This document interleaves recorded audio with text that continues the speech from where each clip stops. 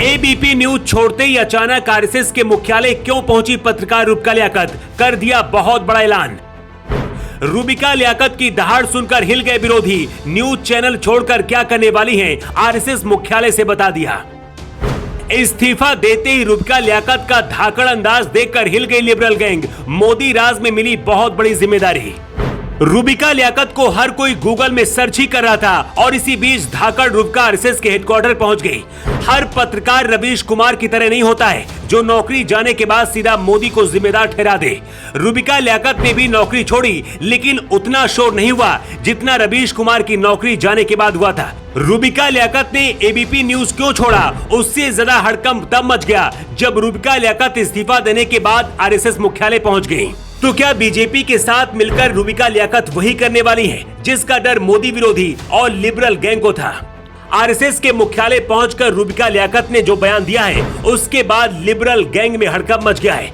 ABP news छोड़ने के बाद रुबिका लियाकत अब क्या करने वाली हैं, वो भी आपको बताएंगे, लेकिन उससे पहले आपको बताते हैं कि आखिर इस्तीफा देने के तुरंत बाद आरएसएस के मुख्यालय रुबिका क्यों पहुंची।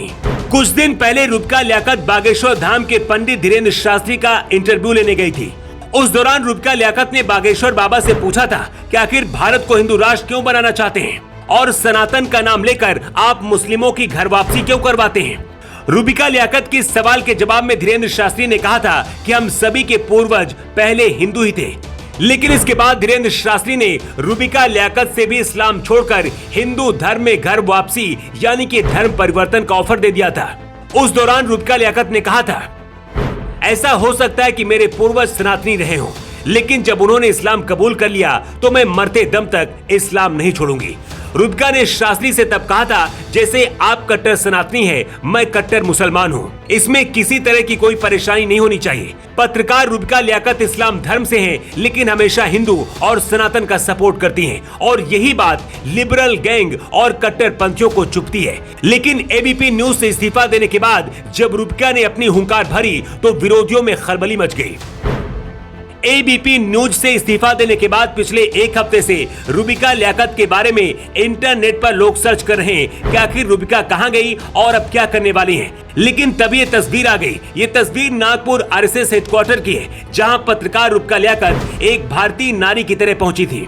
यहाँ पर एक सम्मान समारोह में उन्हें चीफ गेस्ट के तौर पर बुलाया गया था, लेकिन रुबिका ने जब मंच पर बोलना शुरू किया तो विरोधियों की सांस फूलने लगी। रुबिका लियाकत ने मंच से विरोधियों को जवाब देते हुए कहा है कि अगर देश प्रेम है तो फिर कोई कुछ भी कर ले, सब कुछ कबूल है। रुबिका ने कहा कि अगर मैं बोलने से आज रुक गई तो आने वाली पीढ़ियां और मेरे बच्चे रुक जाएंगे। खबर है कि रुबिका लियाकत 1 जुलाई से भारत 24 न्यूज में बतौर वाइस प्रेसिडेंट ज्वाइन करने वाली हैं। इस चैनल के मालिक जगदीश चंद्रा हैं। पिछले साल जब ये चैनल लॉन्च हुआ था, उस दौरान मोदी सरकार के मंत्री अनुराग ठाकुर यहाँ पर पहुंचे थे। रुबिका लियाकत को जो फ्रीडम शायद एबीपी न्यूज में नहीं मिली होगी, वो फ्रीडम अब इस न्यूज चैनल में उन्हें मिलेगी। इस न्यूज चैनल के हेड जगदीश चंद्रा ने खुद इस बात की जानकारी दी है कि वो 2024 चुनाव के लिए अपनी टीम तैयार कर रहे हैं और उसका हिस्सा रुबिका लियाकत है। इसके साथ ही ये भी खबर है कि रुबिका लियाकत खुद का यूट्यूब चैनल भी खोलने वाली है। जिस तरह से अजीत अंजुम और रवीश कुमार जैसे पत्रकार मोदी सरकार के खिलाफ एजेंडा चलाते हैं, इनको रुबिका लियाकत अपने सोशल मीडिया प्लेटफॉर्म से जवाब देंगी। पत्रकार रुबिका का धर्म भले इस्लाम हो, लेकिन उनकी रगों पर सनातन और एक सच्चे हिंदुस्तानी का रंग है। एबीपी न्यूज से इस्तीफा देने के बाद रुबिका लियाकत का आरएसएस के हेडक्वार्टर पर पहुंचना कुछ लोगों को हजम नहीं हो रहा है, लेकिन इस पर आपकी क्या राय है, कमेंट बॉक्स पर लिखकर जरूर बताएं।